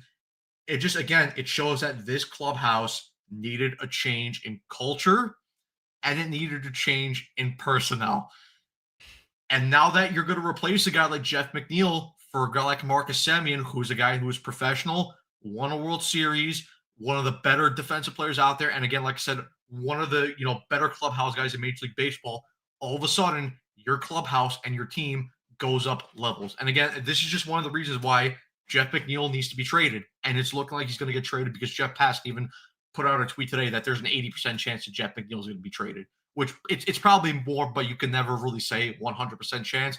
But he's gone. We all knew when that Marcus Semien Nimmo trade went down that McNeil's days are numbered as a New York Met, and rightfully should. And listen, I'm not going to, fully say that McNeil was a bad Met. He wasn't. He was a good Met at different points of his career. Obviously, won a batting title 2022, had strong seasons in 2018, 2019, but time has ran its course. He needs to go. There needs to be a change of, voices and leadership in the clubhouse. And like I said, it ran its course. McNeil's got to go. The thing that just annoys me about this is just like, I thought we were beyond the point of this whole Lindor sucks thing. And they brought, when I was listening to the Mets stuff, they brought it up too, how it's like, this is just an infinite click glitch that they created, that they make this narrative that Lindor should be the captain, and then they're like, oh, he's not actually a good leader in the clubhouse and he's the problem. It's like, it's so dumb. And I'm with Carson as well, that I'd put money that McNeil probably said something uncalled for as well, that because that's all he does is just yell and scream when things aren't going his way. So again, like you said, the biggest thing about this is it's a non-story. I'm more mad that it's become a bigger story than it actually is. That's just where my anger comes in about it above anything. But yeah, I mean, anyone that could read, anyone that has basic common sense could tell you this is not a big deal at all. Unless McNeil's back next year, then maybe we do have some problems here, but I don't think he will be. So I'm not worried about this. But did McNeil scream, yeah? Yeah, he did. But yeah, I mean, pretty much like I said, I mean, it's going to wrap up this portion of the podcast because I mean, like I said, it was this story is basically, it's so much of a non-story, but of course had to put it out there because fuck the Mets, fuck them, and let's point and laugh at them and let's just get clicks. But I mean, guys, just gonna go through your guys' comments right now. We went through the Carson ones. We have to see Lindor and Soto play in a duo of Valorant, and we'll find out what things went after. I don't think anyone cares about what's going on between those two with regard to this really dumb story. I think it's just comical, and we like talking about it. At least he's providing entertainment. Unfortunately, there is people that that do think that anything is going on. That's the sad part. Like and that's the part that makes me mad. Like I said before, it's not even the fact that like this story exists. It's the fact that people are playing pretend and thinking that this is a bigger deal than it actually is. Yeah, it doesn't make any sense. Brian, I 100% believe the Lindor and McNeil part of the story, but the Lindor and Soto thing might be the dumbest thing I've ever seen a reporter say. There's dumber things I've seen reporters say, but it's up there. It's certainly up there. See, yep, Hornet again. No one really liked Lenny Dykstra, and we know how much of a character Lenny Dykstra was. I mean, if you need to see that, just watch the 30 for 30 on the 1986 Mets. Like, you'll clearly see how much of a character Lenny Dykstra was. The trades that were, and this is from Radiant, the trades that were made for Marcus Semien, signing a Devin Williams, our moves that necessitate others. But I feel like we need to spend $420 million to do all the changes we needed. I don't know. We'll see what They happens. still Though. have contracts to clear. I Yeah, mean, we were gonna get into the Senga thing, and then obviously McNeil. Both of those guys should be off the books, hopefully within the coming weeks. So that will help at least.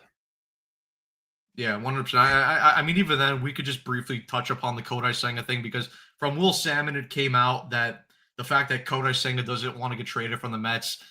Kodai, I have a bad story to tell you. I looked at your contract. You have no trade protection whatsoever. I'm sorry, but I'm kind of sorry, but then I'm not sorry at the same time because of the fact your injuries, and I can't deal with the maintenance anymore from him. It's like, dude, like I'm sorry, but for the betterment of the team, we have to trade you. We have to free up money. We have to free up another starting pitcher role, and it's like again, it's like the fact that, and again, this is another point of view from Met fans. I get that Kodai Senga is good when he's healthy, but that's the thing. It's when he's healthy.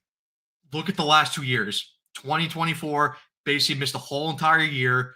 And even when he came back for his one start, yes, he was very good against the Braves, but went off the mound and pulled his hamstring. And basically he came out for the playoffs as well, but kind of wasn't the same guy. And even this year, it's like sure he started out well this year, but one little bat throw by Pete Alonso again hurts his hamstring, and then comes back, and the guy just he can't pitch. I mean, it was so bad again that he had to get sent down to Triple A, and even then, when he got sent down to Triple A, he wasn't good either.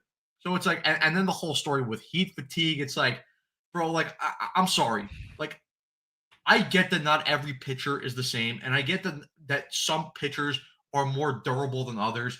But I can't take the fact that Senga is this injury prone already with the fact that the Mets give him special treatment in terms of pitching him every 6 day. I mean, Jesus Christ, look at a guy like Yoshinobu Yamamoto. The guy was basically saying, let me pitch every third day for the playoffs. Like, and again, I'm not saying Senga has to be that level of durable, but it's like the fact that Yamamoto was willing to do that in the playoffs, and Senga's out here saying, "Oh, I need everything to be perfect in my body. I can only pitch every 6 days." It's like, dude, I'm sorry, and again, you have to go. And to me, I don't care that you want to be here. I don't care that you like it here. We need to do what's better for this team. And if Senga needing to go improves this team, then yes, I'm going to trade Kodai Senga. And like I said, last time I checked in his contract, and thank God Billy Epler didn't give him any trade protection because it would have been probably typical of him to give him trade protection. If this was Chris Drury, he probably would have gave him trade protection because he gives Will Morgan trade protection. But like I said, thank God he doesn't have any trade protection, and he needs to go 100%. Yeah, I mean, we all know my stance on the whole thing, just because of the fact that it's like I've wanted this guy gone for a bit. All I could say though is, Senga, you don't want to be traded. I want the Rangers to be a good hockey team. I want the Mets to be a good baseball team. We all have things we want that we don't necessarily get. So sorry, but he's got to go. And like you said, it's because of the fact that he's a headache. And I get that there is the upside there that he could be good, but we've seen more of the injuries and the excuses and everything than we've seen him be a dominant pitcher. We saw 1 year of being a dominant pitcher. And if you want to say the first half, even though again there was a lot of under the hood stuff that wasn't good about Senga, there's more of a headache that we've dealt with again between the extra day of rest, between the heat fatigue, which was just the dumbest thing of them all. Yeah, simply put, I don't care what he wants. He's got to go. Well, 100%. Carson wants Sam Carrick to kiss his forehead every night, but Yeah, that's fair. unfortunately, it just can't happen. Listen, we want It's Chris fun to Drury play fired. pretend, but Listen, we want Chris Drury fired, and as far as right now, it doesn't look like that's going to happen. Unfortunate as it is, but yeah, I mean, it's like, and again, like this was something that Carson brought up on their channel when they were doing their live stream. Again, it's like, yes, when Senga is healthy, he's good, but again, the the reward is not worth the risk for Kodai Senga, because again, it's like he's never healthy. And even when he is and he's out there on the mound, it's like he needs everything to be perfect and he needs the stars to line up perfectly. And I'm sorry, in life and in Major League Baseball, things don't always line up perfectly. Sometimes you're gonna have to pitch through little niggles and stuff. And listen, I'm not saying if you have a torn UCL or like that or something, or you need Tommy I'll get John out. surgery to go out there and pitch. But Jesus Christ, I mean, okay, so you're hurting a little bit. Big deal. Go out there and pitch. Like, I'm sorry, it's just I can't do this anymore with him. The And like I Heat. said, go ahead. No, I was just gonna say the Heat's too much for him. Yeah, I know. I swear to God, when that heat thing came out, I'm like, bro, really? Like, we're doing this heat fatigue? Like, come on, it's just dumb. It's also just a matter of this rotation's not in a spot to where they can take the risk with Senga. That's like the biggest thing that I Yeah, think people aren't understanding, and just payroll wise, the Mets need to shed some dead weight, if you will, off the books. If we were talking about how Noah McLean did, we had a full year of him being an ace, and Sproat over the course of a full year proved he could be a decent middle of the rotation piece, or the Mets just had an ace in the building right now. I would say, okay, maybe you could live with the risk of Senga to see if he bounces back. But for where this rotation is, and you can't sit here again with all these things. You can't have it both ways and be like, this rotation's not good, and then also be like, well, let's take the risk with Senga. You need more sure bets in this rotation. You need guys that could eat innings, whether it's an ace, whether it's a guy that I would trade for, like Mitch Keller, or just some middle of the rotation piece where you're gonna get solid innings. You need that more than the potential of Kodai Senga, because you already have you're still gambling on what David Peterson is. You're still gambling on, I mean, God help us, but you're still gambling on Tyler McGill if he makes starts next year. You're still, you still need to see more of Clay Holmes. Like, that was my biggest gripe last year during the offseason with this rotation, outside of Sean and I, which that didn't even go well. And you have to worry about him with his loose body and his elbow. You didn't have enough sure things. And why would you go into next year having more unsure things than having sure things? yeah. It's sort of like the thing, like how Frank brought up with the lineup that the Mets have too many top of the order leadoff guys.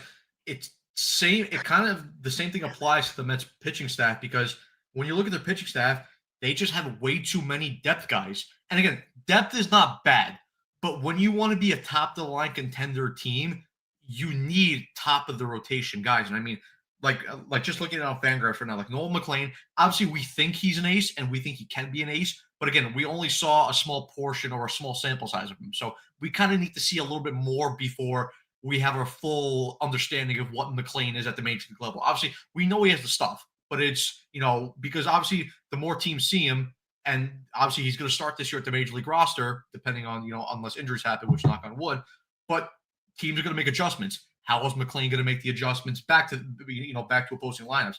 Obviously, David Peterson, maybe he might be traded in a Tyree Skubal trade package. We don't know. Clay Holmes, good 5 end guy for in terms of money and good production, so he's fine as a 5 guy. Sean Manaea, obviously we know he can be good, but the loose bodies does kind of scare me a little bit. Hopefully he can take that spot as like a 3-4 guy. Kodai Senga is probably going to get traded, and then pretty much after that, I mean, McGill, I don't have any faith in Tyler McGill. And then I know the Mets have like kind of like swing guys too in terms of like Justin Hageman and stuff, but the Mets need more of that top end starter guy. And whether they're going out there to trade for a guy like Tarek Skubal, whether they're trading for a guy like Joe Ryan or Hunter Green, or even maybe signing Framber Valdez, even though I don't think that's going to happen. But like I said, the Mets need just another front end guy, and it's kind of it goes along with what Will Salmon said a couple weeks ago from his article, saying that the Mets need to move one of these guys in order to bring in another starting pitcher or two. And right now, if I'm putting my money on it, Kodai Senga is going to go out the door, and I think David Peterson is going to have to get moved out if you're bringing in a guy like Tarek Skubal or a Joe Ryan to make that trade package happen. More so for, I think, Tarek Skubal because the Tigers want to win, so probably they want a more of a reliable starter who's been there, done that. But changes are going to have to be made to this rotation. Yeah, right now you're spending, just because I wanted to make sure I was correct with the money, you're spending $35 million on two huge question marks next year. And again, if you could eliminate one of them, and that being Kodai Senga, and the guys I'm talking about, by the way, are Senga and Manaya. If you could eliminate one of those question marks, why wouldn't you? Like that's the thing that I don't understand. It's like, why wouldn't you want to upgrade to more sure bets? And again, everyone complained about this rotation last year. Get guys that will give you innings. I want an ace that's going to take the ball every 5 days instead of banking on, oh, Senga could be the ace. I want someone that could take the ball every 5 days and give like 6 innings in a Mitch Keller, or just, again, I'm just throwing a name out there. Whoever you want to insert as that middle rotation piece, I would rather that than David Peterson, who, you know, whatever you want to chalk up last year to with the fact that the end of the season was a disaster. And then Kodai Senga as well, which again, just why have question marks when you could have the sure things? And then Clay Holmes, all of a sudden, he's your number 4 starter, number 5 starter. You're looking really good with this rotation. Noah McLean, there's a little less pressure on him. That's the other big thing. I don't want pressure on Noah McLean to have to feel like I got to be the ace. And then it also gives a leeway for these younger pitchers when they come up to have less pressure on them. Unlike last year, where it's like, yeah, we're counting on these guys to save the season. Yeah, 100%. I feel like, and again, it's obvious. It's an obvious statement, but you get that top end guy, whether it's Scooble, Green, Joe Ryan, whoever that is, it Peralta. Peralta as well. It puts everything in place, and you have that solid starting point, and then everything else can start to take shape. Because then, like you said, you don't have to put all this pressure on a guy like Noel McLean, in which he really shouldn't have all this pressure on him to be the ace of the stat. Because when you're bringing up a young prospect like that, he shouldn't have to be like the savior, quote unquote, type. And really, looking at last year, McLean was that savior, and he almost single handedly dragged this team into the playoffs. Because without some of his starts, the Mets probably don't get anywhere near the playoffs. So it's like I said, if McLean going to next year is that number 2 guy, and then you have like a guy like Schoolboy as your number 1, yeah, that's a very good top of the rotation lineup. And then obviously we'll see how the rest goes out, because Clay Holmes is going to be the 5. I like him as the 5. Manaya, you hope is your 3 or 4 guy, and then you maybe it's Brandon Sproat if he's ready, or maybe you acquire like another guy like a Mitch Keller, like you said, or maybe you want to go out there. I know the Mets have been connected with Imai. Maybe you want to spend big money on Imai. Who knows? Yeah. Like, there is a ton of options that the Mets could do if they just get that established number 1 ace type pitcher.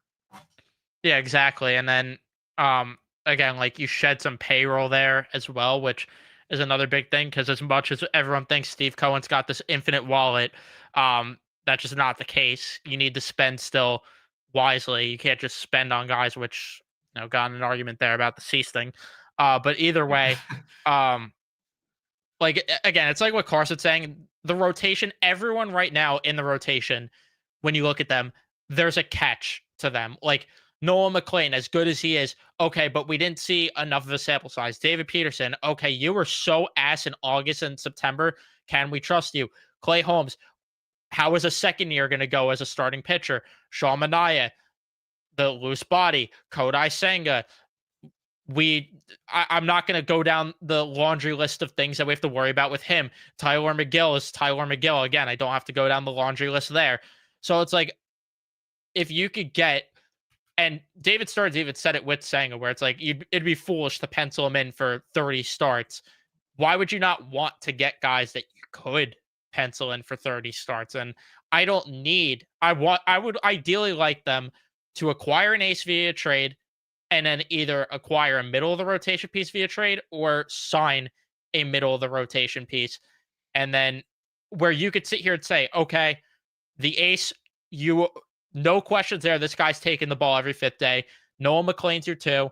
And then you have that third guy where it's like this guy, he's not going to be the best, but 5 to 6 innings, and you could count on him. He's dependable. 100%.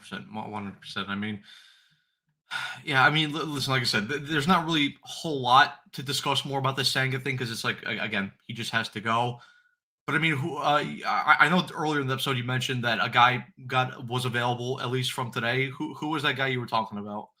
So there was a report. I'm already forgetting who it was from, honestly, but I'll pull it up right now on my phone just to give credit to the reporter that is. But apparently, there is willingness from Wilson Contreras to Oh yeah, no. potentially waive his no trade clause. This is from Katie Wu from The Athletic. That Wilson Contreras is open to trade offers and has become more willing to waive his full no trade clause over the last few weeks. And hey, you want to talk about a guy that Jeff Passage tweeted? Oh no. Oh, Manoa to the Angels. Okay, so there you go. That's an Angels move. But nonetheless, where was I? Oh yeah, with Wilson Contreras, that's a guy. And again, I know people will not want to hear it, but if you could acquire a Wilson Contreras for the middle of this lineup, I would really be a fan of that. He plays a plus first base if you look at the metrics, according to Baseball Savant. I actually want to fact check where he was in percentiles this year. I believe he was like, Yeah, I have it pulled up. He was 91st. yeah, you get that as your upgrade. And then all of a sudden, your DH spot could either be Pete Alonso or Kyle Schwarber. And you get better defensively at first base. You get 20 bombs in the middle of your lineup. You get a good bat that is consistently hovering around the 800 OPS range. This past year was below that, but still, I mean, more times than not, he's above that. And you get a guy that's going to give you around 80 RBIs or so in your lineup. Why not add that? 124 WRC plus 141 the year prior, 127 just to go through his Cardinals tenure. Relatively good contract as well. And maybe the Cardinals would even eat some of that money. Like you cut that down to 15 million for the next 2 years, and then you have that club option the third year. Why not go out there and acquire that for the bottom part of your lineup? Because then all of a sudden your lineup becomes you get Lindor leading off, Soto could at second, and then you go out and acquire that DH bat, whether it's going to be a Pete Alonso or Kyle Schwarber. That could be your three hitter. Maybe you get a Cody Bellinger for left field, hitting in that 3 or 4 range. That could be interchangeable, of course. And then your bottom of the lineup, it consists of like some solid depth guys where you get Contreras as I would like him in the 5 hole. I think that would be a comfortable spot. You get Semien maybe hitting 6, and then you figure out the rest of the lineup from there. And it gives a little less pressure if you're going to start Carson Bench in the major leagues. It gives him a lot less pressure to be productive offensively versus what you have right now. I could see the Mets being in on this because I'd imagine that it's not going to cost a lot considering the Cardinals are looking to shed money as well. No, yeah, 100%. I mean, a guy that I wanted from the Cardinals before the offseason started because I knew that they were shedding money and they wanted to, kind of get worse a little bit just so they can kind of, restart their farm system. I wanted a guy like Brendan Donovan, but obviously since the Mets acquired Marcus Semien, that's not going to happen now. But yeah, I mean, if the Mets could go after a guy like Wilson Contreras, that would be a very good addition because like you said, decent hitting numbers, especially on Baseball Savant. The fielding was good, and especially the other positive that I just thought of on the spot with Wilson Contreras, because we know before he transitioned to first base, he was a catcher when he was playing for the Cubs, and we know that Francisco Alvarez, at least the last couple of years, hasn't been exactly the healthiest, especially with his hands. I know a lot of that's kind of been bad luck with the fact that he's been hit a lot on the hands. But just in case a guy like Alvarez ever gets hurt, and you don't have to really bank too much on Luis Torrens to be the everyday catcher, you could easily switch over Contreras to play catcher a little more to wait till Alvarez gets a little more healthier, and then eventually when that happens, he can go back to first base. So that is another positive with Contreras if the Mets do decide to trade for him. And yeah, I mean, with his contract, 18 million this year, or next year, 18.5 million the year after that, and then you have a club option too for 17.5 million dollars. So even if Contreras doesn't play well these next 2 years, you could easily just move on from him if you want to. So yeah, I would. And like I said, with the fact that he has good metrics fielding, and then even with the fact that he's also likes to pull the ball as well, which is again another positive with the whole Jeff Alpert and Troy Snitker hitting approach. So yeah, if a guy like Wolves Contreras is truly available, I think the Mets should be. They should at least contemplate making a move for him. And like you said, Evan, too, you probably won't have to trade that much as well back for the Cardinals. Yeah, I mean, the only thing is what Carson is saying, that there's apparently been stories that he might be a prick, which you're hoping that you have better leadership next year with the acquisition of Semien coming in, to where that won't matter as much. But I do also question, and again, I don't want to like dismiss how he's been, but I do question if some of that is because the Cardinals are just such a disaster of a franchise over the past few years. And yeah, And this yeah, too. that's the other thing too. Yes, 100%. That you would have to offload those two before you could even make this move. But if you make this move and he's hitting in that 5 or 6 spot in the lineup, all of a sudden I think you got again, obviously that is with adding a left fielder and adding Pete Alonso or Schwarber to this lineup. But all of a sudden, that's a really good top 6 hitters in the lineup. Yeah, and that's the other thing too, which I know we briefly talked about this yesterday in terms of how like the Mets jumped the market yesterday for Devin Williams just as a safety blanket for Edwin Diaz. But like I briefly touched upon that before we ended that stream, maybe the Mets do a similar thing. They jump the market with Pete Alonso to maybe put some pressure on him, because even we got some stories that Pete Alonso might necessarily not have the greatest market, and who could who could have saw that coming, especially considering what happened last year. But I mean, even then, like with Wolves Contreras, right?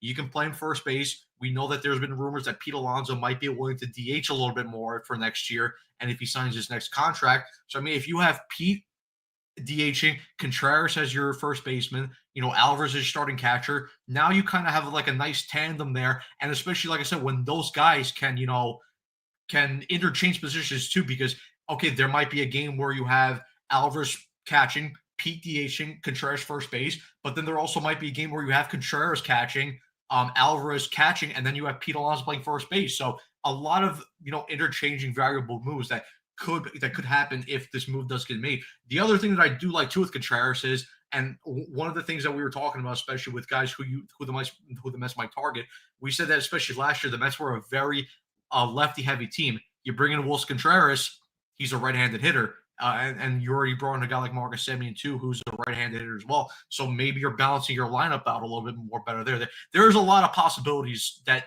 this Contreras, trade, if it does happen, could open up for this Mets team. And Carson saying that a lot of the stories happen with him more as a catcher, which does make sense considering it involves a lot more with your teammates. But yeah, I mean, if he's mostly playing first base, either way, I would love to avoid him being behind the dish. But yeah, all of a sudden, again, you get Contreras in at first base. It makes me feel a lot better, because the thing that I'm just stressing about the most is how the Mets are going to fill first base, DH, and left field while they still need to add an ace to this rotation. Probably need to add a middle of the rotation piece. And then this bullpen, you still got to bring back Edwin Diaz. And the beyond the top 4 relievers, you have a lot of dog shit, for lack of a better word, in this bullpen. So that's why it's like, to me, when I saw this report, I'm like, this is a no-brainer to get a guy on a relatively cheap contract compared to what the market is for guys, where you'd have to overpay. Like, think about how much cheaper it is to have Contreras and either Schwarber or Alonso versus trying to bring back Pete and signing a Kyle Schwarber. Yeah. Yeah, and then even like Carr said, he's cheap in terms of the first base conversation. And like you Yeah. also said, Evan, maybe the Cardinals, since they're trying to shed salary, maybe just to get him off the books, they're willing to maybe eat a little bit of his contract just to let that happen. Obviously, we'll see what happens, in terms of trade talks. But I mean, And yeah, like in terms of like what Carson said in terms of spotty what's called spotty communication with his pitchers. Because Radiant brought up here, what about Framber Valdez? I like him and think he would help solidify reliability while also being a very good at the front end. We know that Framber Valdez kind of had that situation last year with the Astros where he got or his catcher called a pitch. He didn't really want to throw that pitch, and the opposing hitter ended up hitting a home run off him, and then um, on purpose crossing up with his catcher and ended up throwing a fastball right at him. So maybe with Wilson Contreras, maybe those two will start brawling on the mound with each other. I don't know, but I know there was a whole story again with the Hector Gomez thing. Listen, I will say this: Framber Valdez is a very good pitcher. But if we're talking about a 6-year contract at $200 million, which was like what Hector Gomez reported, even though I think it's complete bullshit, I don't want him for that type of contract. I'm sorry. It's not worth it, especially when you're bringing in a guy that at best is a number two guy. Like to me, it's not worth spending that type of money on a number two guy unless like your number one ace type pitcher is like barely making peanuts. Then okay, I can at least see a conversation for that. But for me, I would rather save that money for Framber Valdez and put it towards a Tarek Skubal contract, which okay, yes, I know that David Stearns is maybe his philosophy is not giving a big contract to a pitcher, but there is always an Exceptions. XR. Yeah, yeah. There is also that for some starting pitcher where you're like, okay, he's worth it. I'm giving him that big type of We saw with contract. And Yamamoto. Scooble and yeah, same thing with Yamamoto too. And that applies to Scooble, Skeens. Those guys, they are the exception to the rule. When they hit the market and they become available, you say, okay, I'm giving you all that money. Framber Valdez, like I said, good pitcher, but not worth that contract. And especially considering, what Dylan Cease just got from the Blue Jays. Like, I get that maybe the Blue Jays probably had to overpay for a guy like Dylan Cease, considering that their taxes are a lot higher in Canada. So probably that's what made the contract a little bit more expensive in terms of money and that extra year. And like I said, with the Dylan Cease thing, I know I wanted him on a cheaper contract, but looking at that contract again, it was a good decision by the Mets to not even get involved in that market. I will say though, if the Mets are going to give Framber that kind of deal, then I could tell you right now, then I would have rather signed Dylan Cease on the contract he's making than sign Framber because I think Cease is a better pitcher when he's on, and he is also younger. Where I'd rather have that. But again, I wouldn't touch either of those contracts. Like Carson said yesterday, with a 100-foot pole, nonetheless a 10-foot pole. So to me, it just makes no sense either because this is why. I mean, we talk about it all the time that Stearns doesn't like spending on pitching unless it's wise to spend the money on a pitcher where there are those exceptions. It's like, why would you go out and spend that money and add to your payroll? Because it looks like, because the Mets have been signing guys outside of obviously like Soto and then Lindor's contract. They've been trying to keep contracts like in the 2 to 3 year range at most. Why would they all of a sudden go away from that rather, and now give Framber like 6 years? To me, that just makes no sense at all. Yeah, it doesn't make any sense. I think one more thing just before we get out of here because we've already gone almost an hour and 45 minutes. From Hornet, do we disregard Canning for 2026? I talked about this, and I'm sure Evan probably shares the same thing.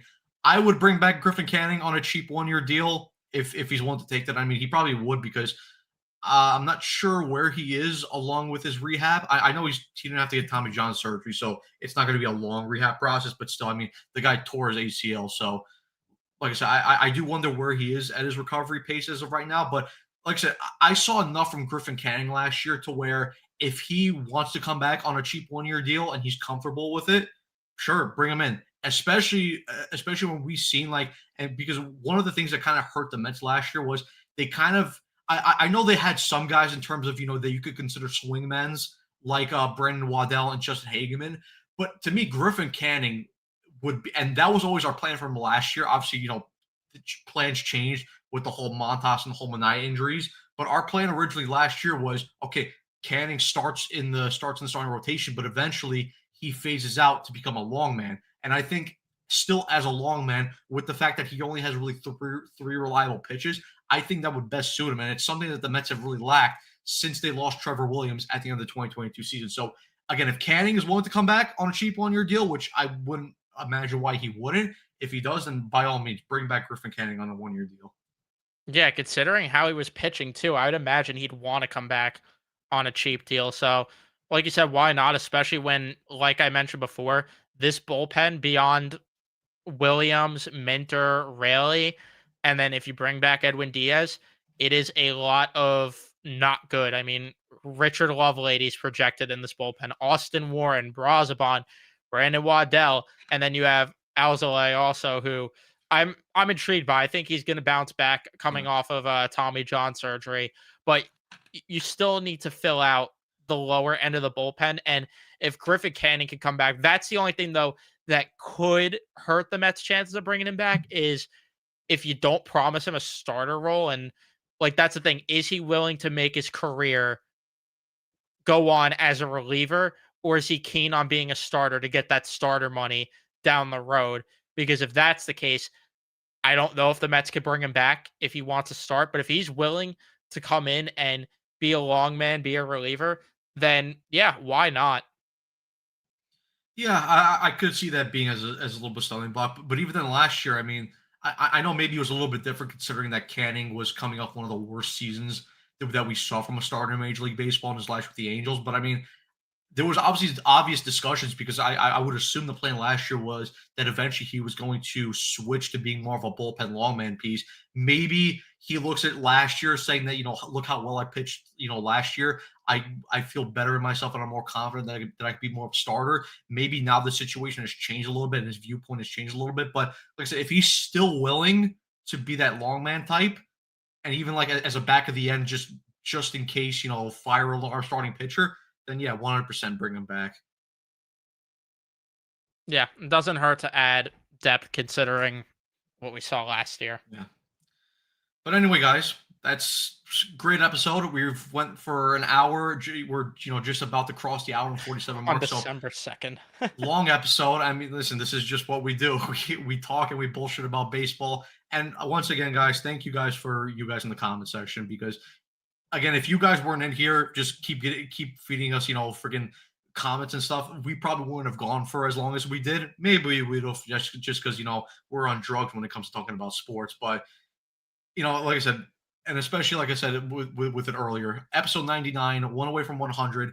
Thank you guys for all your support. Again, we wouldn't do this stuff without you guys. So thank you guys for always, liking our stuff, retweeting our stuff on Twitter, subscribing and all stuff. And, thank you for always coming back to our stuff because again, we want to build this channel to be even bigger and you guys are the starting point. And if, we're obviously, going to remember you guys as well if we ever get to that point where we're like one of the biggest Met YouTube channels out there. So yeah, I mean, just again, thank you guys. And the winter meetings are a couple days away. They start December 7th, so in 5 days.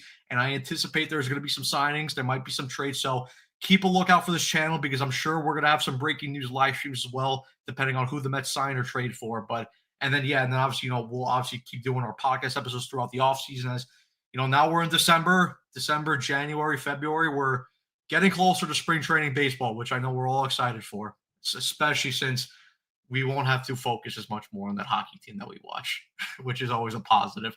But anyway, guys, Evan, if you want to say something just before we get out of here. Yeah, thank you everyone for tuning in. And it was great to be back as well. Thank you, Hornet. Thank you to all of you. The big 100 next for the next episode. Excited. All right. See you guys later. Let's go Mets.